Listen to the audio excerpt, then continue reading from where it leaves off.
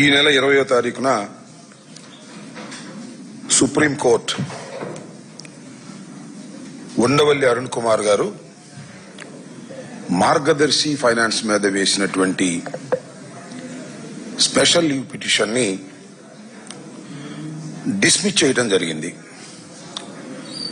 ఆ డిస్మిస్ చేసిన తర్వాత బహుశా రామోజీరావు గారు నిజానికి దివంగతులయ్యారు. ఆయన గురించి వేసినటువంటి పిటిషన్ ఆయన మరణానంతరం డిస్మిస్ అయింది. ఈ సందర్భంగా ఆయన గురించి విమర్శ చేయటం అనేది బాధాకరమైనటువంటి అంశంగా నేను భావిస్తున్నాను. ఎందుకంటే మరణించిన వ్యక్తి గురించి మాట్లాడవలసి రావడం అనేది కొంత బాధ కలిగించేటటువంటి అంశం. అయినా అనివార్య పరిస్థితుల్లో ఆయన గురించి మాట్లాడవలసినటువంటి పరిస్థితి ఏర్పడింది. కారణం ఏంటంటే ఎప్పుడైతే 20వ తారీఖున సుప్రీంకోర్టులో పిటిషన్ ని డిస్మిస్ చేశారో ఆ తర్వాత ఆయన పత్రిక, ఆయనతో పాటు ఎల్లో మీడియా, ఇంతేకాకుండా తెలుగుదేశం పార్టీకి ఊడిగం చేస్తున్నటువంటి అనేకమైనటువంటి యూట్యూబ్ ఛానల్స్ విచిత్రమైన కథనాలు చెప్పేటటువంటి ప్రయత్నం చేశాయి. దానిలో ఏంటంటే ఆయన కడిగిన ముత్యంలా వచ్చాడని, రాపడని వజ్రమని, మట్టిలో మాణిక్యమని, మహాత్ముడని, గొప్పవాడని ఇలాంటి పొగడ్తలు పొగిడేటటువంటి ప్రయత్నం చేస్తున్నారు. దానితో పాటు అసలు నాకు అనుమానం, నారా చంద్రబాబు నాయుడు గారు ఈయన మహాత్ముడు, ప్రతి ఊర్లో కూడా ఆయన విగ్రహాలు పెట్టాలని చెప్పినా చెప్తాడు. ఎందుకంటే ఆయన మరణానంతరం ఆయన సంస్మరణ దినోత్సవానికి 12 కోట్లు ఆంధ్రప్రదేశ్ ప్రభుత్వం యొక్క ఖజానా నుంచి ఖర్చు పెట్టి చేసినటువంటి వ్యక్తి నారా చంద్రబాబు నాయుడు గారు.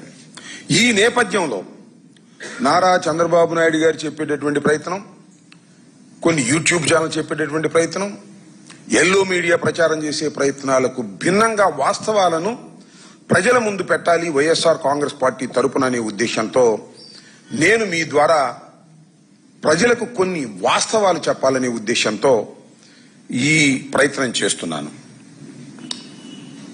చంద్రబాబు నాయుడు గారుకి చాలా సన్నిహితంగా ఉండే వ్యక్తి రామోజీరావు గారు. రామోజీరావు గారు రాజకీయ నాయకుడు కాదు, కానీ అందరికన్నా మించిన రాజకీయ నాయకుడు. రామోజీరావు గారు తెలుగుదేశం కాదు, కానీ తెలుగుదేశాన్ని నడిపించేటటువంటి ఒక మహత్తరమైన శక్తి కలిగినటువంటి వ్యక్తి. అలాంటి రామోజీరావు గారి మీద 2008లో అనుకుంటాను ఉండవల్లి అరుణ్ కుమార్ గారు కొన్ని ప్రశ్నలు లేవనెత్తారు. అది రామోజీరావు గారి మీద కాదు, రామోజీరావు గారు నడుపుతున్నటువంటి మార్గదర్శి ఫైనాన్స్ మీద. మార్గదర్శి ఫైనాన్షియర్స్ చట్ట వ్యతిరేకంగా రాష్ట్రంలో, దేశంలో డిపాజిట్లు సేకరిస్తుంది అని. ఆ తరువాత 2008లో అప్పుడున్న ప్రభుత్వం విచారణ జరిపి ఆయన మీద కేసు కూడా రిజిస్టర్ చేశారు.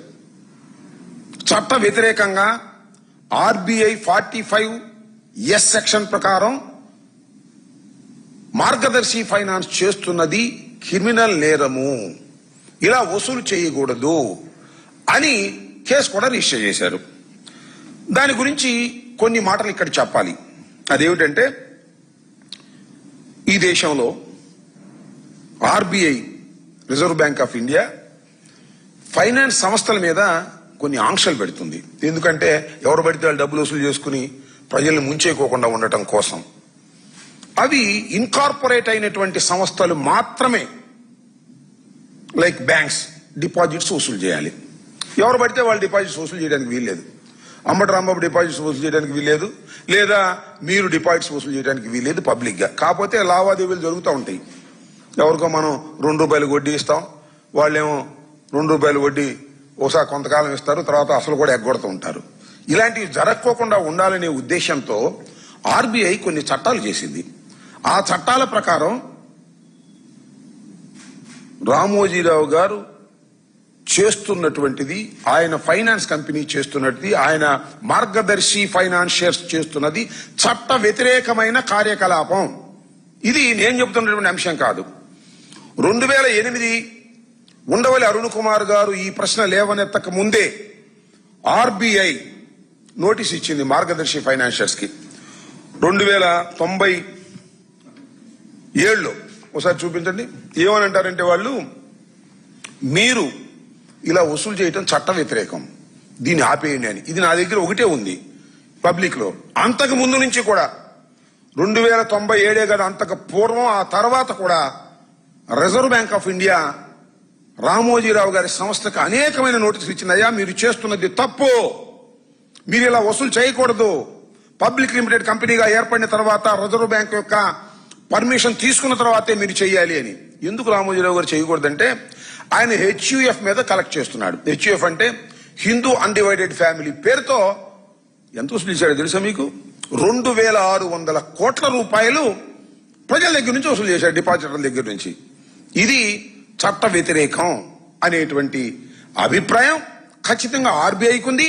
ఆర్బీఐ అనేక సందర్భాల్లో నోటీసులు ఇచ్చింది. దానికి కుంటి సాకులు చెప్తూ దాన్ని కొనసాగిస్తూనే ఉన్నాడు.